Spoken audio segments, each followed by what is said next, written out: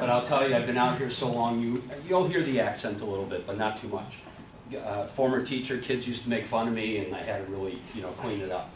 But retired after many, many years, retired after being a superintendent in 2010, and never expected to be doing this. This was not on my plan of life that I want to retire and talk about the Packers. But what happened for me was the Packers won that Super Bowl right after I retired in 2010, and there were 3 players on that team, Ryan Grant, Charlie Pepra, and Jimmy Robinson, who was the receiving coach, that had originally been with the Giants. And having grown up in New York, I remember the days when the Packers beat the living daylights out of my New York Giants as an 8-year-old in 1961. And so I always followed the Packers because of that. I was kind of intrigued, and I'll tell you more about that later. So those 3 guys were on that Packer team, and I said to my wife, well, remember Lombardi? He came from New York and all this kind of stuff. And she basically said, well, Jim, players and coaches go back and forth, what's the big deal, And so she said, now you're retired, if you think there's a big deal in it, go ahead and do some research. So I did a lot of research on the Giants and the Packers, then the Bears and the Packers, and lots of stuff that I want to share with you today, because I'm a little tired of writing about this stuff. I'd rather share what I've learned and go from there. So what we're going to do today is we're going to start here behind Green Bay East High School and the original City Stadium, and we're going to go all the way up to last year and this year. But it's kind of funny to talk about these last 2 years, because God, we were so good, but then it just all collapsed, and so I kind of shied away from the last couple of years when you get to the end here with me. So forgive me for that. Well, we can talk about that if you want. This, if you don't know it, well, first of all, I'm going to stand behind most of you so I can kind of make sure this projector is acting appropriately.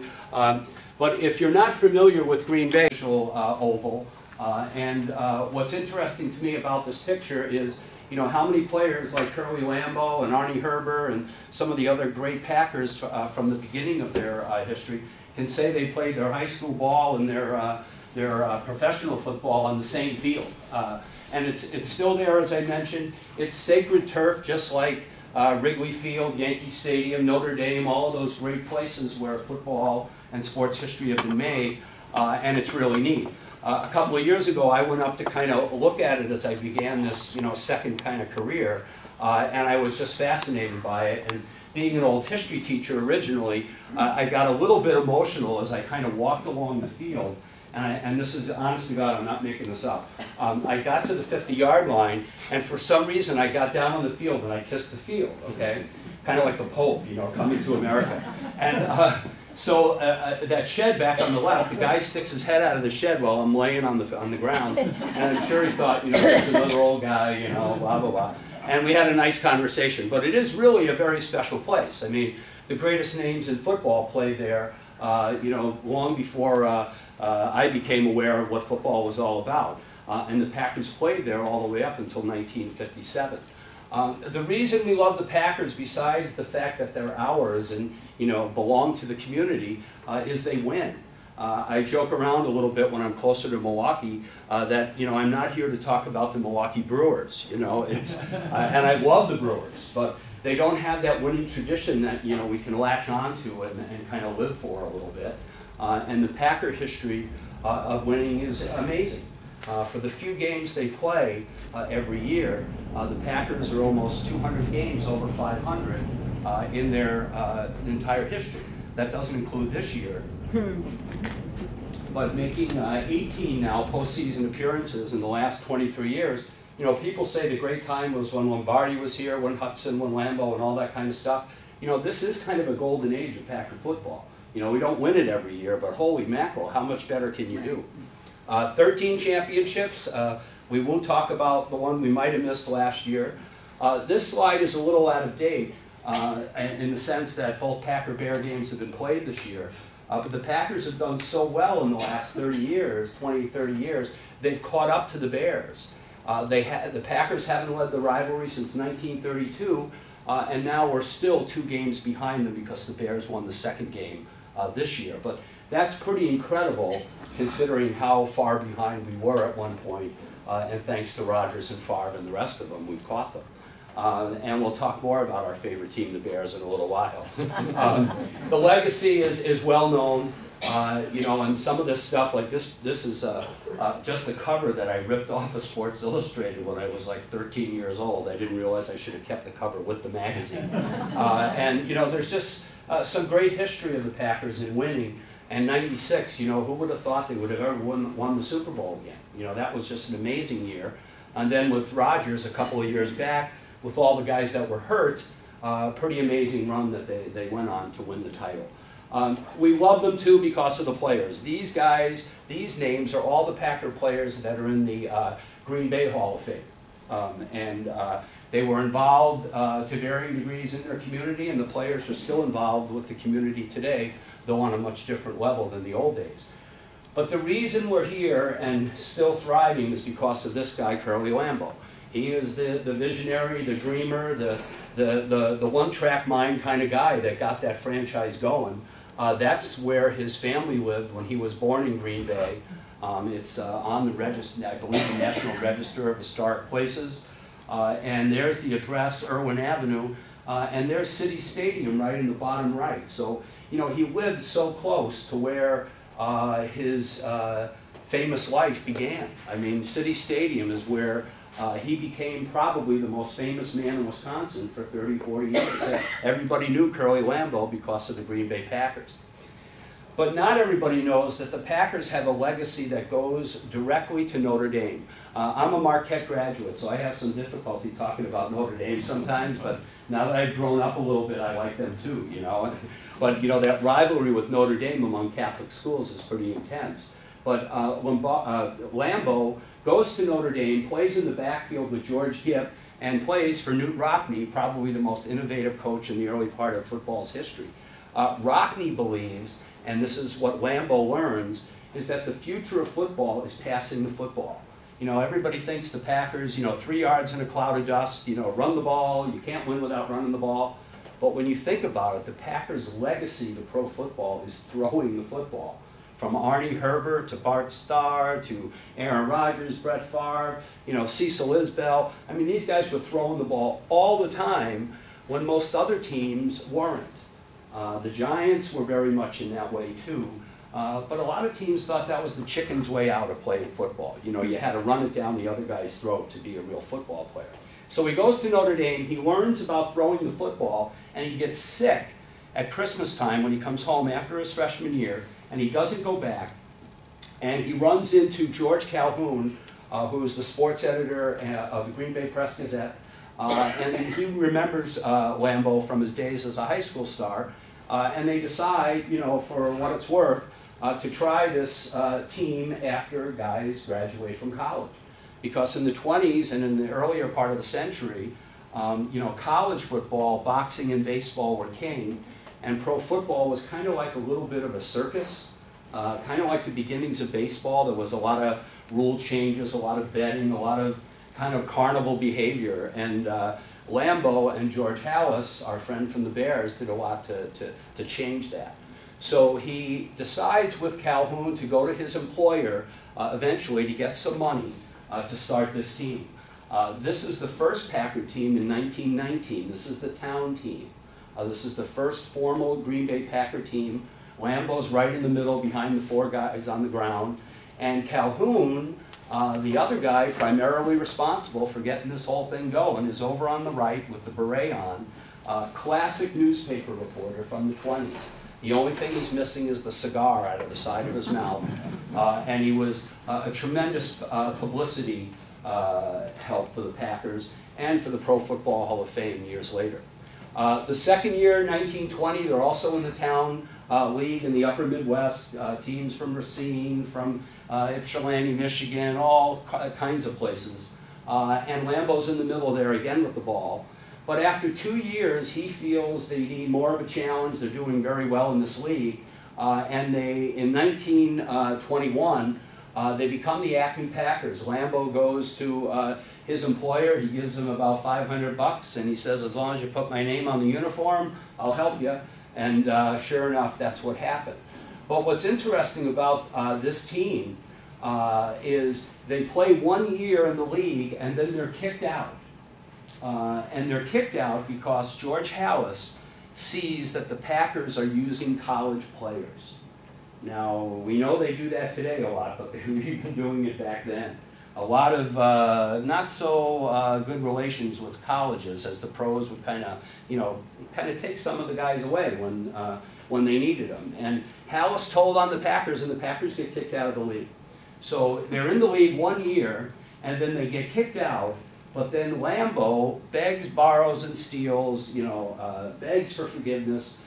Gets some local folks to rally around. He raises the money, and they get back in before the next season. So they actually don't miss a season, but for a while they were kind of in limbo, and in a way he bought his way back into the league. So money even talked way back then.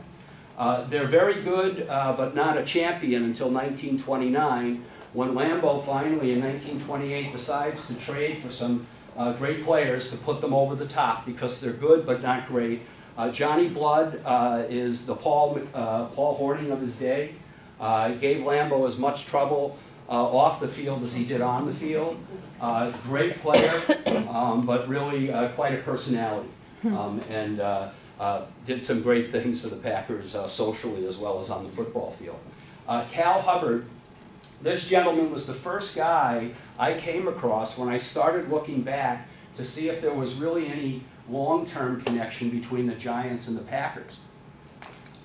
Hubbard requested a trade to the Packers when he was playing for the Giants. He hated New York, he was from Missouri, and the Giants reluctantly trade him to Green Bay in 1928, and he becomes kind of one of the big stars of the team for the next several years. He's a big guy for the time, 250, 6'5", which was big for then. And what happens is, I learned that Hubbard, to this day, is the only person in the Pro Football Hall of Fame and in the Baseball Hall of Fame. And he requested a trade to the Packers from the Giants, so I thought, boy, that's really something, along with Lombardi, that's kind of good. Well, if you know baseball cards, this is a 1955 Bowman baseball card, and that's Hubbard, of course, years later. He became an umpire in baseball up in Green Bay, eventually got into Major League Baseball, supervised umpires. The Packers were even mentioned in the first line of his baseball card. And he becomes a great, great umpire, so good that he gets into Cooperstown, as well as the Football Hall of Fame in Canton, Ohio. And nobody else has done that in the whole history of the sport. So he's a pretty special guy, and he's a big part of the offense and defense for Lambeau, playing on the line for the Packers in the late 20s and 30s. So they win. They add one other gentleman, Mike McCarthy, and they win their first championship in 1929. They're undefeated with one tie, and they finish ahead of the New York Giants. Now, in 1929, this was a one-division league. So whoever had the best record at the top of that division when the season was over, that was it. They win again in 1930, and they finish ahead of the Giants by, I want to say, 4 percentage points because of the uneven number of games that were played. And they win in 1931 again. That's Hubbard right in the middle in the back row there. Lambeau way over to the left, and Arnie Herber way over on the right in the back rows. And so the Packers become the first 3-time champion in football history. This is what Lombardi tied years later. And they are the most famous football team from the Midwest, along with the Bears. And they're just well known nationally. And as I mentioned, Lambeau is kind of a star in his own right. But then 1932 comes along, and things get interesting. Those are the final standings from 1932. Now, if that was today, the Packers would be on the top with the 10-3-1 record. But in 1932, and actually it wasn't until the 70s, ties were not counted in the schedule. So that last number, like the Bears have 6 wins, 1 loss, and 6 ties, if you drop those 6, 4, and 1 ties off of that schedule, 6 and 1 is better than 10 and 3. So now the Packers, mind you, are 3-time defending champions. They split their games with the Bears in 1932, and they think they have gotten ripped off a little bit here. Now it's done fair and square by the rules. There was no cheating. It was just kind of an unusual way to end a season for people to be arguing over who the champion was. So what happened then is that it's the next year in 33 where they split the teams into divisions, and the final game of the year starts with the NFL championship game, which grew into the Super Bowl that we enjoy today. So the Packers are needless to say, they're a little bit upset. And wait till you read this part. Now this is from the Football Hall of Fame in Ohio. So those two teams are tied. Now the Packers are mad enough, let alone to see what happens. Bad weather. You know, when have you ever heard football games moved inside for bad weather before dome stadiums? You know, it was always outside. That was just part of what happened. So apparently it was bad enough where officials thought to move the game inside. They moved it indoors into an irregular sized field. The Bears win the game, and the Bears are the champions. And the Packers are in a way kind of like the other day. Are you kidding me? You know, I mean, you could have at least played on the same kind of field that we all used to play on. So the Bears end up being the champions in 32, and the Packers are a little bit irritated. But the Packers are still good, obviously. Arnie Herbert, the first great quarterback in Packer history, first 1,000-yard passer in football history, and he was passing all the time to the great Don Hutson. So it's kind of interesting. It's Herbert, Hudson, and Hinkle, the three H's, that really do lead the Packers for the rest of the 1930s. Hinkle's story is very interesting because he wanted to play for the New York Giants. He gets invited to watch the Giants and Packers play in 1932 in the Polo Grounds in New York, sits on the Giant bench, and ends up liking the Packers more than the Giants and signs with the Packers. So that was kind of another New York-Green Bay connection. Hinkle was probably the greatest two-way player in Packer history, offense and defense. Just a fantastic athlete from Bucknell University in Pennsylvania. So in 1936 now, the Packers win their division. Of the two divisions, the Packers win one of them, and they're in their first NFL championship game against the Boston Redskins in New York, of all places, because the Redskins were moving on their way down to Washington, D.C., and they wanted to get out of Boston as quickly as they could, and they ended up playing this game in New York against the Packers. George Preston Marshall, the owner of the Redskins, wanted to beat the Packers and then march triumphantly down to Washington, D.C. with his new team and to get the fans down there excited for pro football. But he doesn't win. The Packers win 21-6, and right off the bat, a 48-yard pass from Herbert to Hudson. Though it's becoming a little more common in the mid-30s, it's still a pretty eye-opening experience to watch that in the 1930s, them trying to throw the ball that far. Because the ball was, you know, a little bit more round than it is today, and didn't pass quite as easily. But the Packers were able to still connect on that play. So they're champions in 1936, and they're excited to have won that title game in New York. They thought it was fantastic for them. Lambeau way over on the left in the second row, and his only assistant coach on the end of the other side of that row is Red Smith, and we're going to talk about him in just a little bit. Because he's an interesting gentleman. There's some other great players that continue to lead the Packers. Milt Gantenbein is a great end on the team. Charles Buckets Goldenberg is one of the great Packers of all time. He was not only a quarterback, but he was also an offensive guard. So figure that combination. But he also coached and, you know, stayed with the Packers long after he left as a player. In 1938, they win their division and they play the New York Giants. And Ed Danowski, who's the Giant quarterback, and they lose to the Giants in 38. They play them again in 1939. Now, 1939 is a special year for the Packers because they play the game against the Giants, a home game, and the NFL moves the game from Green Bay to State Fair Park just outside Milwaukee. The city stadium up there was too small, didn't have enough seats, and this is 1920. Sound familiar? You know, so the NFL said, hey, you got to play in a place, we need to make more money. So they moved the game to State Fair Park outside, or actually in West Dallas, and the Packers win 27-0 in the first shutout in NFL championship game history. And the Giants and their owner are rattled by the press. You know, how can you lose to these guys in Green Bay? You know, that whole East Coast kind of thing, you know. How can you know, they don't even have refrigerators out here, you know, all that kind of stuff, you know. And Tim Mara, whose family still owns the Giants to this day, said there was no team he'd rather lose to than the Green Bay Packers. The Giants and the Bears were instrumental in keeping the Packers in Green Bay and recognizing how important they are to the history of the game. So in '39, the Packers are champions again. But the next year, 1940, this is a Chicago Bear card from 1956. But the 40s belong to the Bears. The Bears win in 1940, 1941, 43, and 46. The Packers finished second 3 out of those 4 times to the Bears.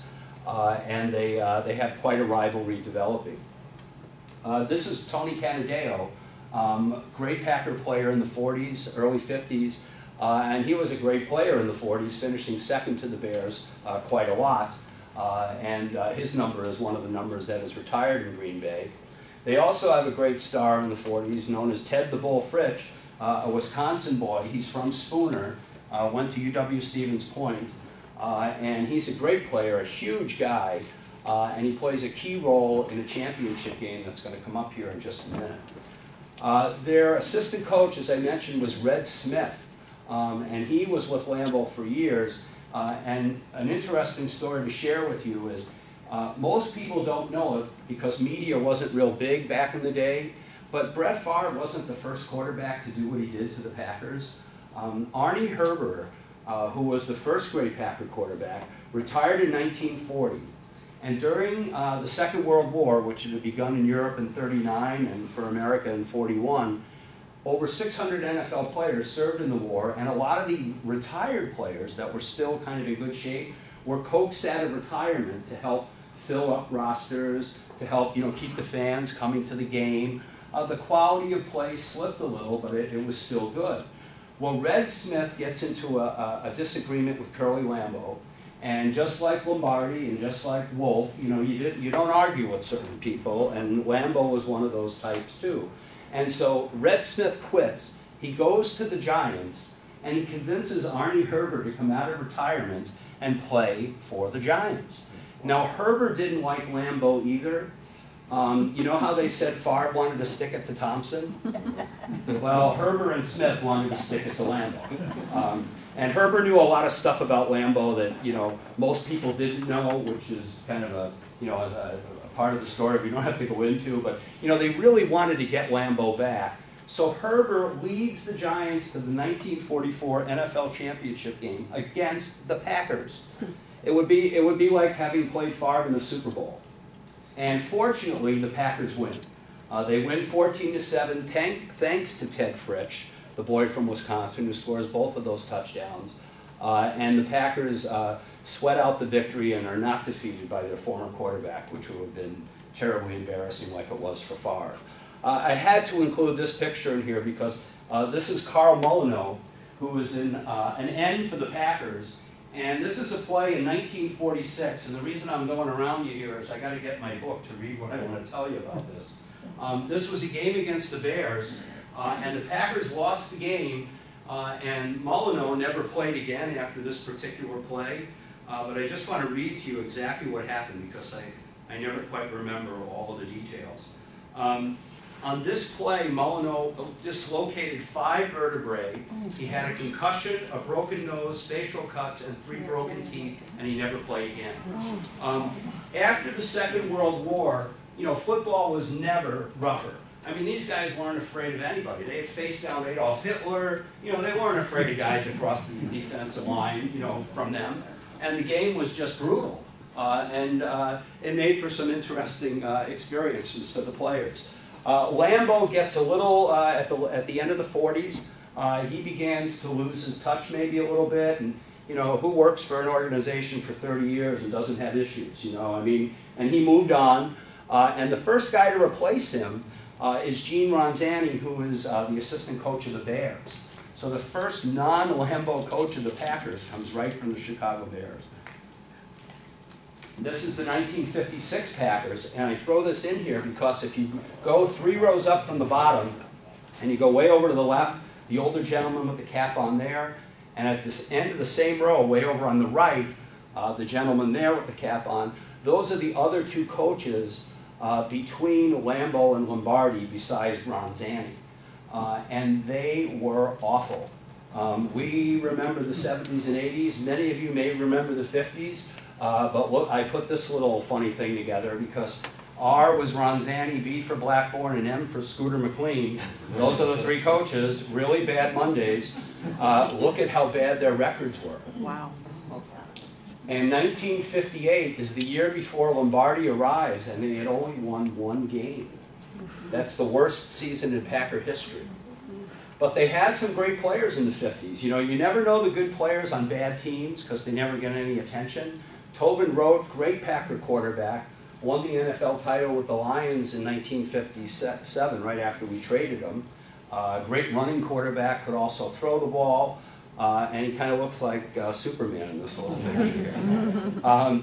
Bob Mann, the first black player to play for the Packers, came over from the Detroit Lions, and a good player, not great, but a good player, and I tease my New York friends that they've been making that kind of Odell Beckham catch for years, you know, and they don't like that too much. Billy Houghton, probably the best receiver in the 50s for the Packers, but he didn't do too well once Lombardi arrived, so he didn't last very long. Viral Schwitzer, great running back for the Packers. His notoriety was a game against the Bears, in fact, at City Stadium. He was hit so hard by George Connor of the Bears on a kickoff play that the people thought he was dead when he was hit so hard, and he lay motionless on the field. Fortunately, he wasn't, but he retired immediately after that play and had a successful career in the Air Force. John Martin Kovic, in the Packer Hall of Fame, a big guy and a quality player. He's also credited, in a way, very indirectly. He was traded to the Giants for a third-round draft pick that the Giants used to draft Ray Nitschke. So he helped us after he left Green Bay. Bobby Dillon, he's probably the greatest player in Packer history that nobody knows about, at least in my opinion. He is still the all-time interception leader for the Packers to this day. Great player, and he was blind in one eye. But again, he's, you know, a fantastic athlete on a bad team. But you know, he always was recognized as making the all-Packer teams back in the day for his great play in the defensive backfield. So Lombardi finally arrives in 1959. He inherits that team that had won one game. He comes from the Giants. The gentleman on the left is Lombardi, and the gentleman on the far right is Tom Landry, who eventually goes to Dallas and becomes the coach of the Cowboys. And who does Lombardi have to beat to get to all those Super Bowls? But Tom Landry and the Cowboys. On the left here is Lombardi's friend from Fordham University, that's Wellington Mara. The Mara family, as I mentioned before, still owns the Giants. Mara and Lombardi went to school together at Fordham. That's how Lombardi got his job on the Giants, and they were good friends throughout their whole life. If you've ever seen an NFL football and you see the word the Duke on it, that's who the Duke is, the guy on the left there.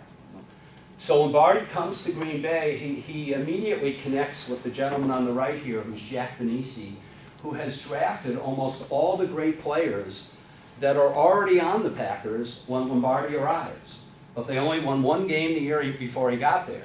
Now, there are other great players that Lombardi acquires, Henry Jordan, Willie Davis, you know, you can go on, but a lot of the great players, Horning, McGee, Gregg, all of them were all here, undisciplined, and waiting for some structure and some leadership. Starr had been drafted by Venisi long before Lombardi arrived, and that's a 1958 Starr card. Horning was setting records right away. As soon as Lombardi got there, you know, Horning kind of woke up. He was one of those guys that thought, you know, the NFL was for fun and games like Johnny Blood, and Lombardi knew what he had, and he did everything to turn Horning into the next Frank Gifford, which is what he did.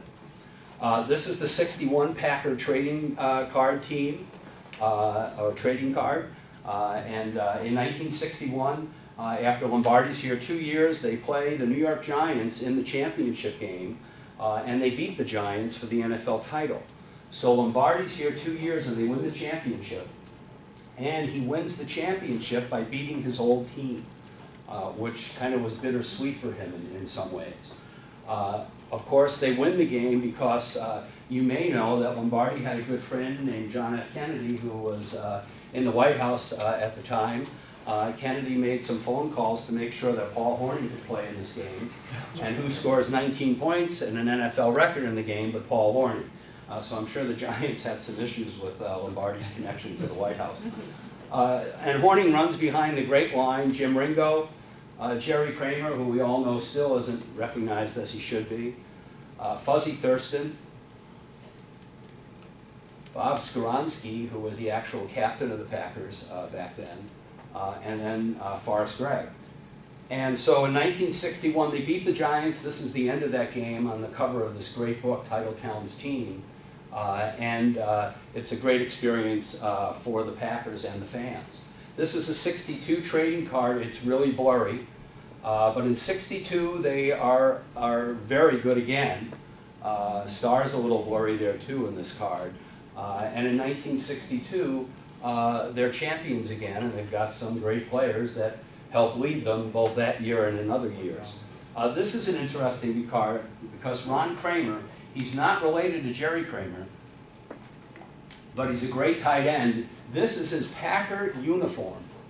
And the reason I show you this is because Curly Lambeau thought so highly of Notre Dame that the Packers wore blue and gold until Lombardi showed up. And he honored his relationship with Notre Dame by doing that with the uniform. So this is a 1958 card before Lombardi actually arrived. Jim Taylor, a great player in 61 and 62. He plays against Sam Huff, the New York Giant linebacker, in the 1962 championship game. So they're going to play the Giants again now for the title. And I was 8 years old when they were playing these games. And the next guy here was my hero. That's Y.A. Tittle, who's the old quarterback for the Giants. But the game back in New York then, we thought, well, who are these Green Bay Packers? I mean, how is a team from, how is a team from Green Bay, Wisconsin going to beat a team from New York City? I was 8 years old. I had no understanding how teams were put together. And I didn't even know where Green Bay was. So I kind of thought, well, how could they possibly beat the New York Giants? Well, my uncle, who was a bookie, I have to say, he was a bookie, he told me on New Year's Eve when this game was being played, he said that, the Packers were going to kick the Giants ASS. And he used that word to an 8-year-old, and I was like, I couldn't believe my uncle said the word ass. That was just incredible. But the Packers certainly did beat the Giants. And they beat them 37-0 in Green Bay. Y.A. Tittle was a great quarterback. He could beat everybody except the Packers. We learned very quickly in New York how good the Packers were. So they're champions in 1962 again. So they've got 2 in a row. Great players, of course. Ray Nitschke was the MVP of that 62 championship game. Willie Davis. Great Packer player. If you know anybody that coaches or teachers children, high school kids in particular, his book, Closing the Gap, is the best book a coach could ever read. It's about what he learned on the football field and on the practice field from Lombardi and from his teammates and how it transfers to real life. It's really a beautiful book. Lionel Aldridge, great Packer player, the only defensive rookie ever to start for Lombardi. When I came out here to Wisconsin, he was a broadcaster on Channel 4, WTMJ. Fantastic voice and a fantastic broadcaster and a great player. But most of you probably, that his life did not end well. He suffered from depression and schizophrenia, and he died a homeless man. But really a fantastic Packer. Henry Jordan, one of the players Lombardi acquired from Cleveland along with Davis. And Jordan, another great, big defensive man that died early in life. There are so many of them. Reggie, you can just go down the line. These big guys that bang heads, it's a rough life. And you may not know, but he was one of the original, or early, I should say, directors of Summerfest in Milwaukee. Back in the days when it was mud and nothing but mud. So he was a great man and died way too soon. Willie Wood, he was a quarterback for the University of Southern California, And when he came out of college, he was a good quarterback, but nobody drafted him because nobody wanted a black quarterback in 1960. And so nobody touched this guy. He wrote a letter to 4 teams, one of which was the Packers. And Lombardi had had some experience with prejudice himself, being Italian. And so he invited Wood to come into Green Bay for a tryout, unlike the other teams. And he liked him, but he told him, unfortunately, he already had a quarterback by the name of Bart Starr. But he helped, along with Emlyn Tunnell, who he brought over from the Giants, he helped convert Wood into a great defensive back, a great safety. His running mate, Herb Attaway, probably the best cornerback in the NFL throughout the 60s, a tough player, and did great things after retirement for the retired players who are suffering so much from different ailments and for lack of pension benefits. So in 1963, the Packers are expected to win again. This is the 63 Topps card, but they don't win in 63, largely because of this man. That's Paul Hornung. And in the upper right-hand corner, this is January of 1964 magazine, it says what the Packers think of Hornung. In January, they probably loved him, but in April, he got suspended for the whole year, got kicked out of the league for a whole year, along with Alex Karras, the defensive lineman for the Detroit Lions, for gambling. So the Packers lost the guy who had the nose for the end zone, and it affected them greatly. So they don't win in 63. They don't win in 64, though Hornung comes back, but there are still some issues with the team. And Lombardi now, 2 years in a row, he hasn't won. So, that's not a good thing for the players, I don't think. 1965 rolls around, and this is probably the most disturbing photo Vince Lombardi ever appeared in. That's Curly Lambeau on the left with Lombardi. This is the 65 yearbook cover because in June of 65, Lambeau has a massive heart attack and dies, and they renamed the stadium Lambeau Field. Lombardi wasn't real upset, but he actually really thought the stadium should have been named after him. And he hadn't even won a Super Bowl yet. Okay, that's how good he thought he was. And these guys, of course, have these massive egos, and Lombardi was no different. But he didn't like this photo because he didn't like Lambeau. Lambeau was just like Hornung, just like Johnny Blood, just like Max McGee. He liked to party. He was the most famous man in Wisconsin throughout the whole country. And he was like almost royalty wherever he went, especially when it was involving sports. And Lombardi, as you know, was very religious. Church every Sunday, very Catholic. And he knew about Lambeau, and he disliked him immensely. So this got on the cover of the Packer yearbook without Lombardi knowing, and it really irritated him very much. And not much got by Lombardi.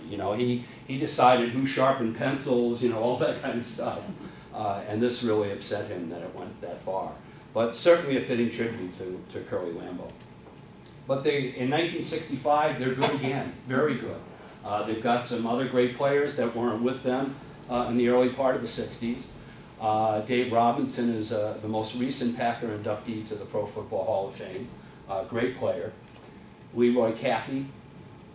And so in 1965, they do win the championship again. And they're outstanding. They got the greatest 2 running backs in the league, Hornung and Taylor.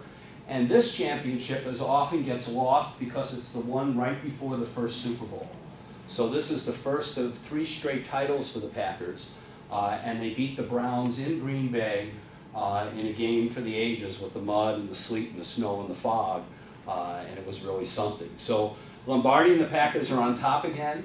In 1967, they do very well thanks to Don Chandler, another former Giant, who does some tremendous kicking for the team and gets that part of the team straightened out.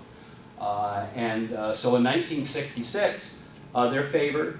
As it says up there, all the regulars are coming back from the team that just won. That's Jim Taylor. And so they go to the first Super Bowl. How many saw, now I feel like you're in my class, right? How many of you saw the rerun of the broadcast of the first Super Bowl the other night? It was on Friday night. Well, if you did see it, you were probably a little angry like I was because here they show for the first time since January of 1967 the whole game, the whole Super Bowl, because they had to piece it together. They lost the film. It was, you know, one of these media kind of CSI cases. So they finally get the whole game together, the whole broadcast, and they proceed to show it. And the guys that are in the studio are talking over the broadcast. Always. Talking over the broadcast. Always. You know, the first thing I thought of, being an old, you know, Catholic guy, is it'd be like, you know, if they found Kennedy's, you know, inaugural, and they said, well, here comes that part about, you know, not asking, what did he say, what did he say? It was the most unbelievable thing. And one of the guys who was broadcasting the game, Jim Simpson, just died the previous week. And one of their own colleagues, the guy who trailblazed for these guys. And so they didn't talk through the whole game, but they talked way, way too much. And hopefully somebody's going to, you know, redo it without the current sound. They are. Are they? Yeah. Good, because it was really, it was disgraceful. It was Little Sentinel this morning. Oh, really? Yeah. Oh. I forgot what days we have to check it out. Good. What station is it? That was on the NFL Network. And those guys aren't going to be in the background. Oh yeah, you know they had you know Antonio Freeman was there. That was nice, but you know I don't really care what Antonio Freeman thinks of the first Super Bowl. He wasn't even born then. You know, I mean it just didn't make sense what they did. But anyway, so it'll come back again, and then you'll see what you really should see. So this is Jack Christensen on the left and Frank Gifford on the right. Gifford by the first Super Bowl had retired. Great player for the Giants, and he kind of did for Lombardi in New York what Paul Hornung did for him in Green Bay. Gifford was a great player long before he was you-know-who's husband, right? And he just passed away this past summer. Willie Wood, so they get to the first Super Bowl, and when you watch that first Super Bowl, it was a close game until Wood's interception in the second half, which helped lead the Packers to victory. And thanks to Max McGee's 2 touchdown passes in the Super Bowl, and this is an actual picture of one of them, and look at the empty seats. Yeah. You know, it was held in the LA Coliseum with seats like 90,000 people, and there was only like 60,000 that showed up. And McGee, you know his story, right? That he went out the night before and had too many cocktails, and then Boyd Galler gets hurt in the first series of plays, and Lombardi puts McGee in the game, and he becomes a hero. So it's one of those stories that we can all tell our children, you know, about good old Max McGee. Here he is on the cover of Sports Illustrated for you know, doing so well in that game. He looks like he's a little out of gas. Bart Starr is the MVP. Has a great game. This card is kind of neat because you got Kramer on the left, Forrest Gregg on the far right, and you can see the Kansas City logo right between them. So that was the Super Bowl. Kind of a nice card. So they are champions in '66. Now this says '67 because the first Super Bowl was played in the calendar year of '67. But they won in '65, they won in '66, of which this is the end. So they've won 2 in a row, and now Lombardi has a chance, hopefully, to tie Lambeau's record of 3 straight. They are considered a favorite in '67, but they're also getting old. So they're not quite as dominant. But they do have some youth. Gail Gillingham, some people think he was the greatest guard in Packer history. Donnie Anderson, he along with this gentleman, they were called the Gold Dust Twins back in the day because they all got like one of the first players to make millions of dollars, and he irritated Jim Taylor and all that because those guys weren't making nearly that kind of money, and these guys show up right out of college and they're millionaires. But they were great players. Kenny Bowman also, great Packer, Wisconsin Badger, and not given enough credit for one of the greatest plays in Packer history, which was, of course, in the Ice Bowl. And this kind of is a neat piece of memorabilia because here's Starr having that conversation with Lombardi where Lombardi says, okay, let's run it and get the hell out of here for the Ice Bowl. So that's what happens. He comes over, they're freezing. Lombardi says what he says, Starr runs back, and he sneaks over for the touchdown to beat Dallas to send the Packers to Super Bowl II. And Kenny Bowman's under that pile. They just don't paint him in there. So they get to Super Bowl II, and now, even though they won that Ice Bowl, Lombardi does have 3 NFL championships, but he does want to beat the AFL again because of that rivalry.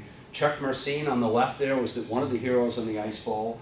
He's a Milwaukee boy, but he was acquired from the Giants just before the middle of that '67 season. Don Chandler has a great second Super Bowl, kicks 4 field goals, but this card is interesting because in the background there on the right is John Madden when he was much thinner and with the Raiders. George Bland is number 16, and Darryl LaMonica, who Aaron Rodgers tied his record last year when he threw 6 touchdown passes in a half against the Bears. So that's kind of a neat card. So Starr is the MVP again, the second Super Bowl. And you know, from watching that Super Bowl the other night, it just confirmed to me what a great quarterback this guy is. You know, he doesn't seem to get the recognition he deserves. You know, if they say who's the top 10 quarterbacks, sometimes he's mentioned at the 7, 8, or 9, or 10. Other times he's left off the list completely. And considering how much more quarterbacks had to do back then than they do now with running the team, I'm just amazed. I think the guy, is just so underrated.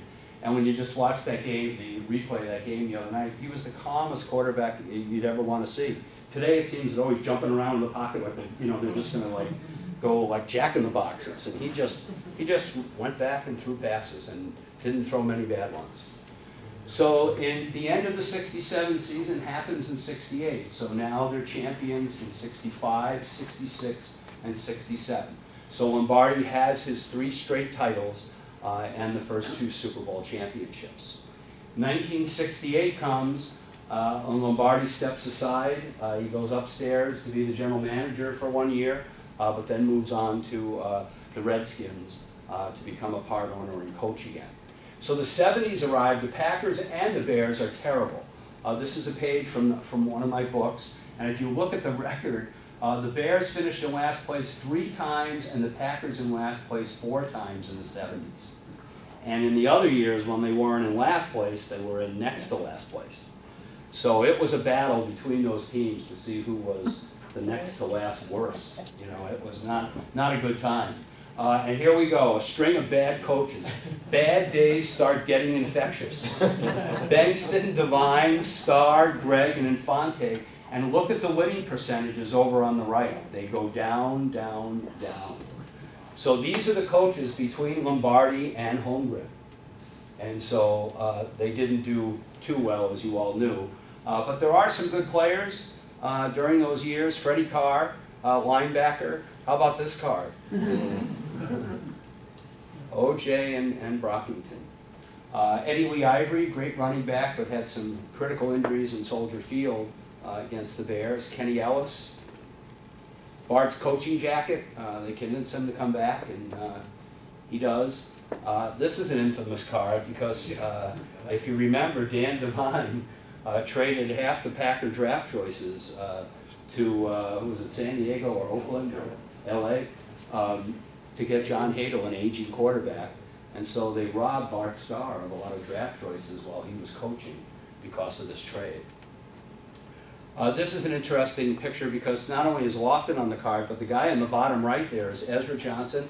I have to mention this because it got so bad, if you remember, back in the '70s when Starr, or probably late '70s, early '80s, when Starr was coaching, and a player was caught eating a hot dog on the bench at County Stadium, and that was Ezra Johnson. So that was his claim to fame, other than his 20 sacks that year.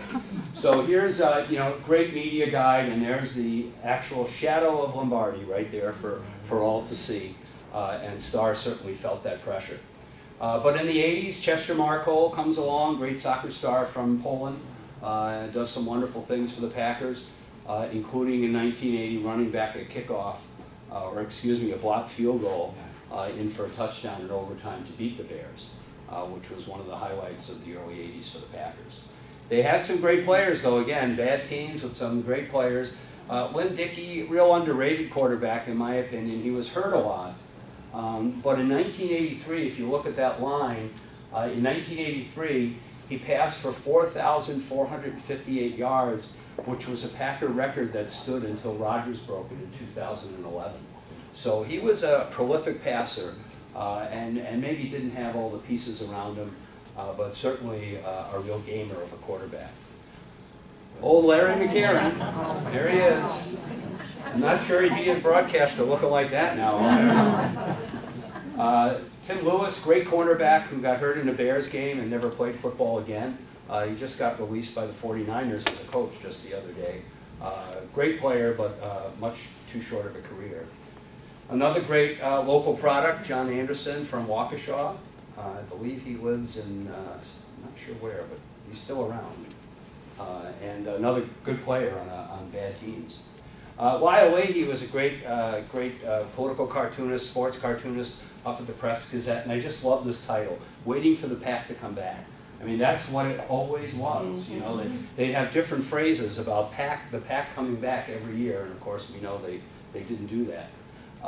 Forrest Gregg comes back to coach in 1984. He replaces Starr, so another Lombardi legend, hopefully going to bring the team out of its misery.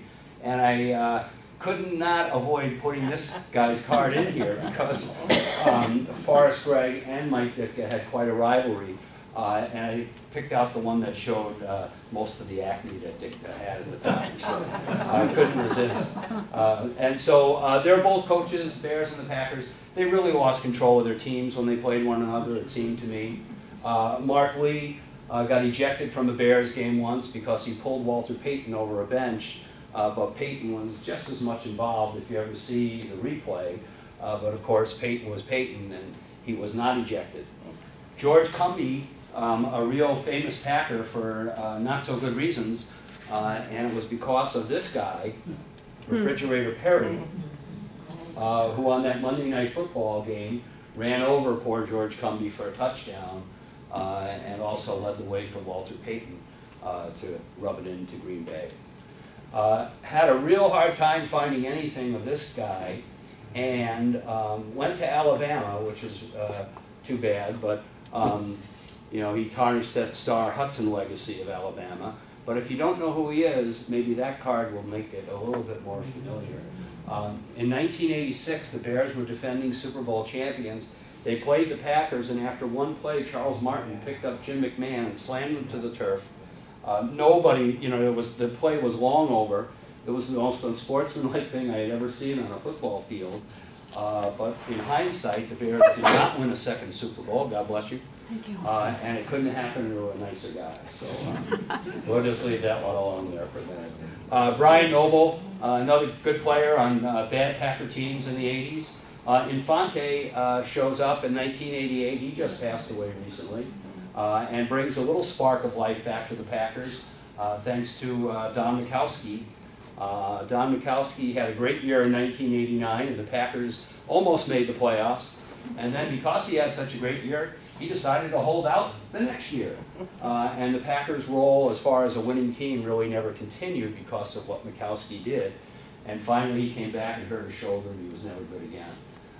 The great instant replay game against the Bears, where he threw a pass to Sterling Sharp, and they changed the decision to in the Packers' favor, and the Bears didn't care for that very much.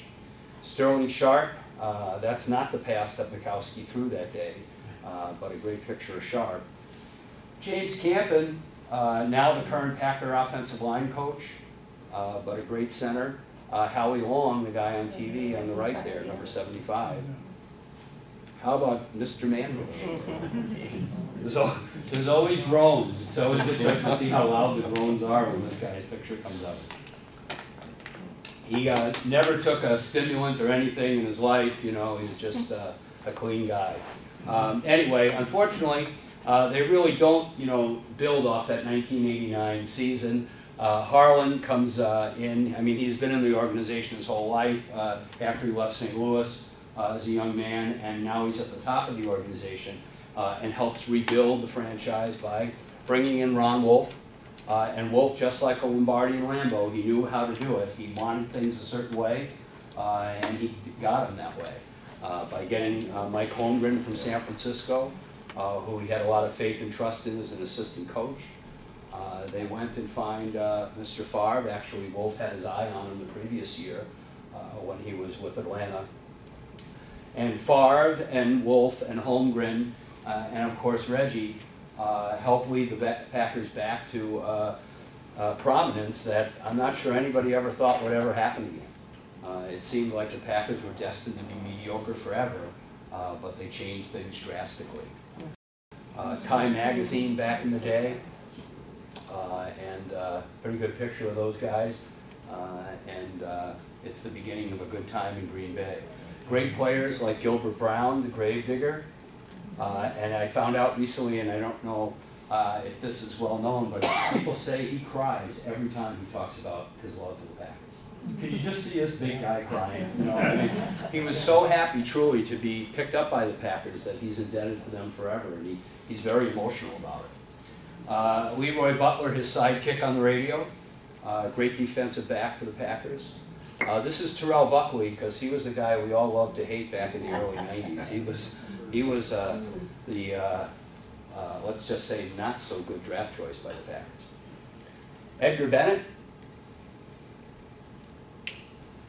And so we're on our way here in '96, hopefully getting to a championship. Sharp looking back at Favre. Favre's favorite target, Antonio Freeman, threw the most touchdown passes to Freeman while he was in Green Bay. So they beat Carolina in Green Bay for the NFL championship, or NFC championship game in 1996. And they go on to New Orleans, Favre's backyard, for Super Bowl 31. And, you know, talk about, now Favre had a lot of really bad games, we all remember them, but this was an incredible game that he had.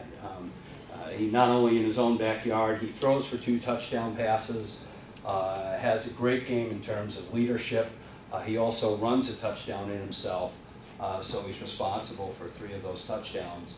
Reggie had a great game too in that second half, sacking Drew Bledsoe. And you know, the Packers were the #1 offense and defense in the league this year, and they felt a little slighted in New Orleans because the whole talk that whole prior week before the game wasn't so much about how great, you know, Reggie or Brett or Holmgren was, but it was all about whether Bill Parcells was going to come back and coach the Patriots again the next year. And so the Packers were, you know, a little slighted, but they should have spread the attention out a little bit more. So Favre, this is when he ran in his own touchdown toward the end of the game. Just an amazing day for him. And the Packers beat the Patriots 35-21. And on this part of a ticket that I had the next year, you've got Holmgren on the right, Wolf, Harlan, Terry Bradshaw, and Paul Tagliabue at the trophy presentation after the Super Bowl. So the Lombardi Trophy finally comes home. It had not been in Green Bay, actually, since it's been named the Lombardi Trophy, because that happened in 1970. And the Packers really have a fantastic game against the Patriots. So this is the Sports Illustrated with Desmond Howard getting recognized as the MVP. And the team comes back to that great ticker tape parade in Green Bay. And I've been told that the players were so cold, they kept all the way there, they were talking, I'm not getting out of the bus, I'm not getting out of the bus. And so, you know, once they got into the stadium and saw all the fans there, they just couldn't, you know, stay in the bus. Paul, I don't know if you caught Bill Cosby on that other one, there he is again. And that one admits rendezvous with a woman. It's like, I feel like the FBI is going to get me when I walk out, you know, where's that newspaper? Fantastic return. Reggie, of course, you know, plays another year or 2 and then dies way too young, another big defensive lineman. And the impact he had on the franchise is unmistakable. So finally, they're able to convince the Brown County faithful in a very close referendum. I think it was 52-48 or 53-47. They basically rebuild Lambeau Field and the bowl right around the original field. And it's really beautiful. I'm sure some of you have seen it already. Nice statues of the 2 great guys, but they're nice and far apart now. Though I'm sure Lombardi doesn't like Lambeau pointing at him. So in the 2000s, the Packers are good, but they don't get back to another Super Bowl until Mr. Rogers shows up. Look at how young he looks in that one. He learns a little bit under Favre, certainly how not to throw an interception. That seems to be a big lesson he learned. And Favre in 2005 and 2006 is kind of seemingly getting toward the end of his career. And he has great support on the team with Amon Green, the leading rusher in Packer history. Charles Woodson, who maybe we wish we had a little bit longer, but great player and a great man too. Greg Jennings. And in 2007, this is Ryan Pickett, in 2007 the Packers are surprisingly better than anybody thought they would be. It was kind of a magical year for Favre and surprised all the experts. And Mike McCarthy had a real winning team on his hands. Ryan Grant, acquired from the Giants, has a great year as a running back and really helps the Packer running game. This is Favre's last card as a Packer in 2007. I just got this card recently because here you've got Favre in the middle, you've got Green, the leading rusher in Packer history, on the right, and Donald Driver on the right, the leading pass receiver in Packer history. So it's kind of a special card. KGB, he's the answer to a good trivia question. Who has the most sacks in Packer history? It's not Reggie White, but it's KGB. The Packers, at the end of 2007, that magical year, they play Seattle in what many call the Snow Bowl in Green Bay, and they win. They go to the NFL or NFC Championship game, but lose to the Giants in Favre's last game with Green Bay. He decides then to retire, and the whole saga begins. And I got to tell you, it's kind of nice that that's all over, you know, because and this is a true story. As a young man, my hero was Mickey Mantle. So as I got older, any password I would use would be Mantle777. I would just do that. Well, I loved this guy so much that I changed it all to Favre 444, and then it all went back to Mantle77 because I could have killed him. You know, I mean, just for passwords alone, you know, I was angry at the guy. But you know, I'm glad it's all over. You know, when he came back, it was last summer, right? Yeah. When he came back last summer, that was really kind of neat to see that. And when he remembered the name of every person in that organization, from the parking lot attendant all the way to the weight room guy, he convinced me that he was less to blame now in my mind, where before I thought it was all his fault. But anyway, we move on. So great, you know, great history with the Packers, great career. Statistically, just incredible stuff. And Rodgers can probably top him if he plays for another 10 years, but we'll see what happens there. So he moves on, and Rodgers takes over the team in 2008. In 2010, to everybody's surprise, we're back in the Super Bowl. Even though we had 15, 16 guys on the disabled list, they still had a fantastic year. And you know, really surprised a lot of the experts making it that far. This was one of my favorite publications way back when that I saved. This was the second year while Favre was with Minnesota. And you know, I gotta say, I did get a kick out of them winning because, you know, they won the Super Bowl while he was still playing. You know, and he didn't think he could get to a Super Bowl with us. So that was kind of neat, but all is forgiven, so they say. Tramon Williams leads them through the playoffs against the Eagles. Rodgers has a great game in Atlanta against the #1 seeded Falcons. Probably one of his greatest games even to this day. And then they go on and play, in their 92 years with the Bears, there wasn't a more important game. In 1941 they had a real important one with the Bears, but no game would ever match this one for the right to go to the Super Bowl. And B.J. Raji's catch and the little dance he did afterward was kind of special all by itself. But they beat the Bears, and they move on to play the Steelers in Dallas, or North Texas, and they are able to handle the Steelers thanks to Nick Hollins, who I just read is getting inducted into the Packer Hall of Fame this summer. Great player, and of course his neck injury ended his career. Rodgers has a great game, connects with Nelson, also with Greg Jennings for 2 touchdowns.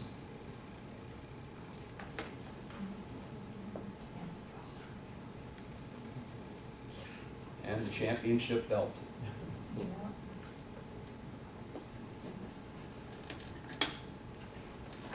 Almost done. So they're back on top. All the publications regarding the different connections to the past in the franchise's history, and how it all comes to, again, show how the Packers are the greatest franchise in the league, though I never got that impression when I went to the Hall of Fame in Canton, Ohio, I have to say. It was a little disappointing. It was like the Packers really were an afterthought. Even Reggie White's jersey was when he was with the Philadelphia Eagles. So, yeah, yeah. My wife thought I wasn't real objective. She kept saying, "Oh, be quiet," but it was really a little bit annoying. So 2011 are undefeated for most of the year, but they don't win. They have a difficult loss at the end of the year to the Giants as well that year. And in 2013, they've got some new blood with Cobb. Matthews, of course, has been with us longer than that. Charles Woodson in a throwback jersey. A.J. Hawk, who has the most tackles in Packer history. And Driver, after the 2012 season, he dances away, so to speak. And 2013 comes around, and Rodgers, and keeping them afloat too, they get to that last game against the Bears. It's the only time since 1932 that they played the Bears on the last game of the season for a division championship. And so great catch by Cobb in the last few seconds. And the Packers beat the Bears. They get into the playoffs. The Bears go home, but the Packers are not able to go too far themselves. 2014 comes along, and Julius Peppers comes over. And this is the headline after the Packers beat the Bears 55-14.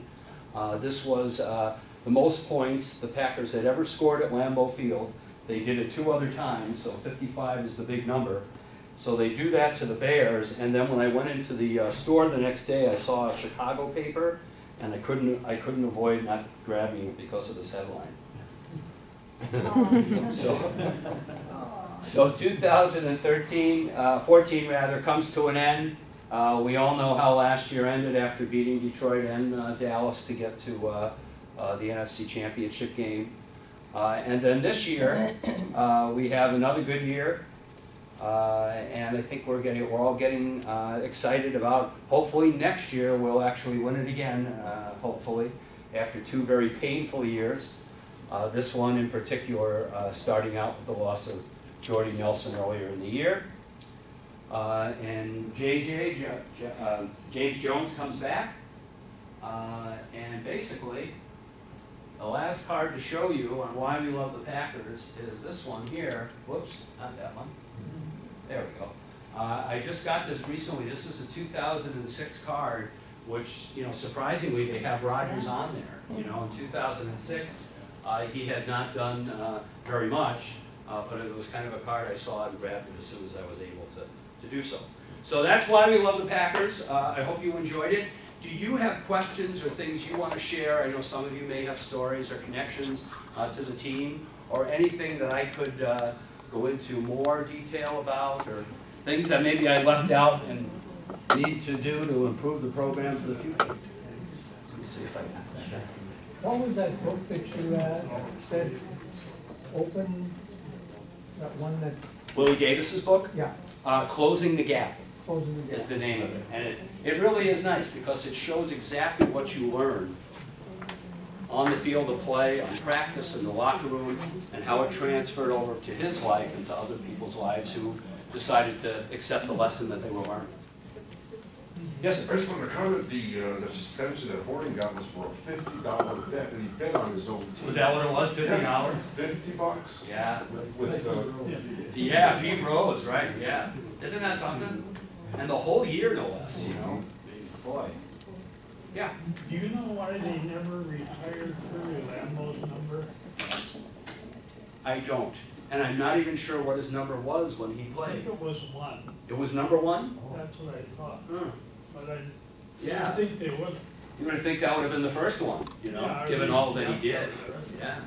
Yeah, but when he left, they didn't part good at all. Yeah, it got a little messy at It the got end. real messy. Yeah, he kind of, you know, it's one of those things, did he go or did it push him out? You don't have all that kind of, And then time went by, and I think it just never yeah, happened. I don't know. yeah. And that length of time is really something to stay that long anywhere. In a way, he doesn't quite get, it's a good thing the stadium is named after Yeah. him, because he did a lot. Oh, sure, sure. But unfortunately, he had that other side. Yeah, he had that other side, that's a good way to put it, you know. Yeah, I didn't really know much about that until I started doing this. Business deals and his Yeah. personal. Yeah, he had a lot of power, Yeah. a lot of influence. He did. To get to this point, I've written 3 books. If you're interested, I have 2 of them here. If not, that's okay. Just promise me you'll go to giantcheeseheads.com. Has nothing to do with the hats. Basically, that was the name of the first book I wrote, which was about the Packers and the Giants. And this was the whole thing that kind of got me going. And when I discovered about Cal Hubbard wanting to come to the Giants, and then he's as famous as he is, and then Clark Hinkle, and some other names that were connected to the Giants before they came to the Packers: Lionel Aldridge, Bill Chandler, or Bill Austin, Don Chandler, Ryan Grant, Arnie Herber, Clark Hinkle, Cal Hubbard, Tom Landry, Vince Lombardi, Chuck Mersine, Ray Nitschke, Charlie Pepper, Jimmy Robinson, blah, blah, blah, blah, blah. And then all the games between the Packers and the Giants are described in here. And those were some of the greatest games in NFL history prior to the Super Bowl starting, when the league got bigger. And they met 4 times for the NFL title, or 5 times, and the Packers won 4 of them. The other book I've written is about the NFL championship games, but I don't have any of those. And those were the games before the Super Bowl started, so from 1933 to 1965. And then a friend of mine said, well, Jim, if you're really going to write about the Packers, and you're going to be a serious Packer guy, you have to write about the Packers and the Bears. And I really didn't want to, because, you know, there's 194 games now. And I didn't want to read about 190 of anything, you know. And a lot of the games were 6-3, 2-0, you know, back in the 20s and 30s. And so what I did is I finally relented, I guess, and did it. And it's called 92 Years. It's got every game they've ever played, which most books tend to just have, you know, some of the more important games. And it traces NFL history through the rivalry of the Packers and the Bears. So, yes. Question, why did the Panthers play at the Milwaukee County Stadium? Well, they were part of, in the early history of the Packers, Milwaukee was very important in keeping the Packers afloat financially. And there were seats, you know, that was a big stadium, County Stadium. But that relationship was started in 1933, I want to say. They started playing in Milwaukee. And Milwaukee fans were very supportive of the team. In fact, if the NFL had their way, other than the New York Giants and the Bears, they would have moved the Packers out of Green Bay to Milwaukee. Because, you know, a lot of the teams didn't like going from Milwaukee to Green Bay back in the day, especially when the Packers were really bad. And thanks to Hallis and the Maras, they were able to stay there. You remember the last game they played there, Favre's great touchdown against Atlanta. He snuck it in for, like, in the last couple of seconds to beat Atlanta, and that was 1994. And then, since then, it's all been in Green Bay. At least they gave us some tickets, though, so that was good. Anything else I can share or answer? I want to thank you for doing a nice job. You know, I'm an old teacher, so as soon as those lights goes out, you know, in the back room, it's always a little, back rows, it's always a little shaky. So I appreciate your attention. Did a good job. And giantcheeseheads.com. I'm also on Facebook too. And if I can help you with the book, just let me know. Otherwise, have a great day. Terry, you want to say anything? Thank you.